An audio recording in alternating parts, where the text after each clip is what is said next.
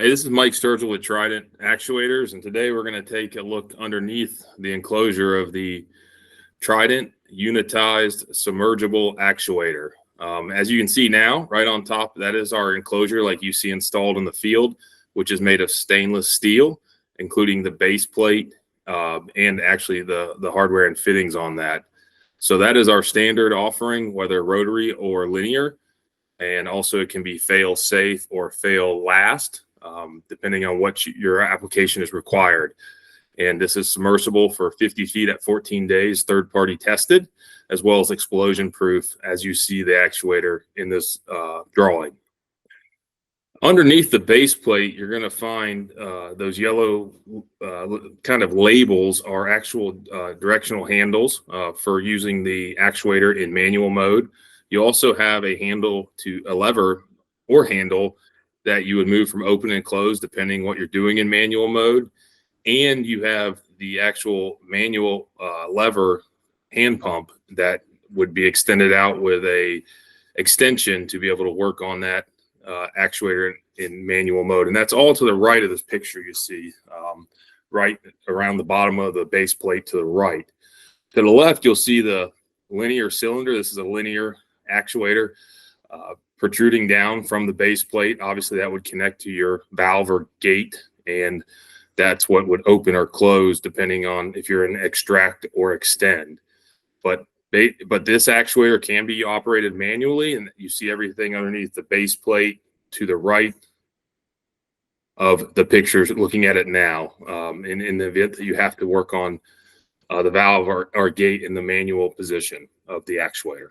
So now we're going to jump underneath the enclosure.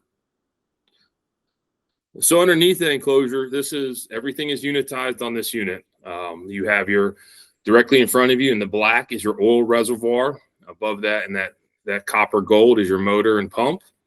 And then you can see another picture below the base plate of the levers for the directional valves if you have to use that manually directly in front of you. And to the left would be your manual hand pump and that other lever I spoke of to change direction from open or close. One thing about it, why we have no service needs in the field for our actuator is there are no filters, as you can see. And our oil reservoir acts like a heat basin. So if the actuator is not moving, oil is just sitting there in the reservoir. And so it's not continually circulating and either creating metal shavings or heating up. So there is no need to change the oil in our Trident electrohydraulic actuator. And one thing to note on the cylinder is we use a single rod cylinder, so it has a smaller footprint. And that, so you can see that fits nicely up underneath our enclosure. Now we're going to switch views so you can get a look at what makes this fail safe. So this unit is a fail safe. To the right, that black cylinder is an accumulator. Our accumulators, we use a piston driven accumulator. Directly in front of you, you do see the cylinder again. And above that, where you see the copper motor, is another copper gold rectangle, and that is actually our hydraulic manifold. So this is a linear fail-safe Trident actuator, and it will close on power loss at actually 10 seconds, and this one on a 24-inch ball valve.